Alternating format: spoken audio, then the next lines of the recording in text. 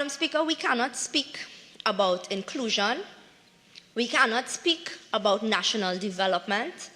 We cannot speak about a Trinidad and Tobago for all if our policies do not contemplate the most vulnerable amongst us.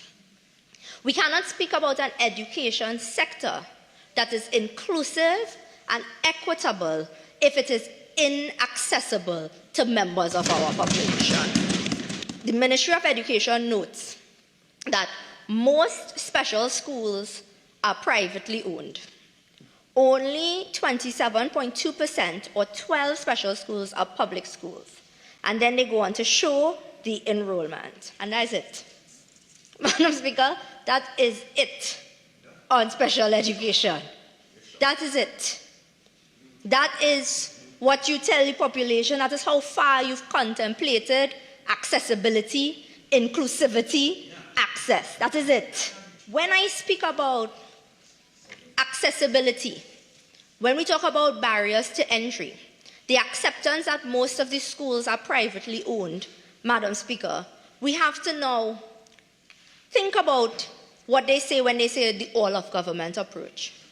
You have access to the data from the Ministry of Health, from the Ministry of Social Development, to gather what is required, what is needed by our citizens. If you understand what special needs or special needs access means and inclusivity within the education system, you are supposed to be thinking about the physical structures of the school. You are supposed to be thinking about teacher training, the incentivizing a new level of teachers or instructors who can come into the system and contemplate a more inclusive education system across the board.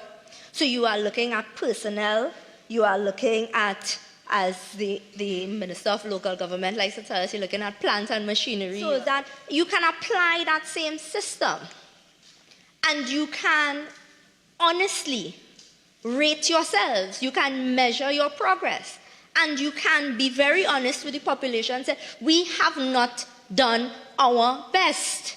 And so when I look through the documents and I look at what is presented for special education, and every year during the budget process in the Standing Finance Committee, we raise what is being allocated. Is it enough? Yes, because we have these schools, but are we contemplating a holistic approach to our education system?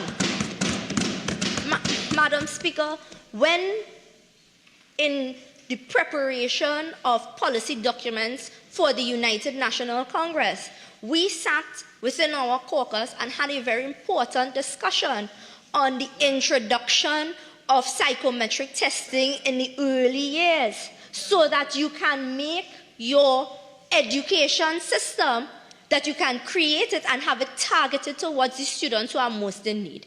Gone are the days where students who have attention issues should just be put in the back of the class and ignored.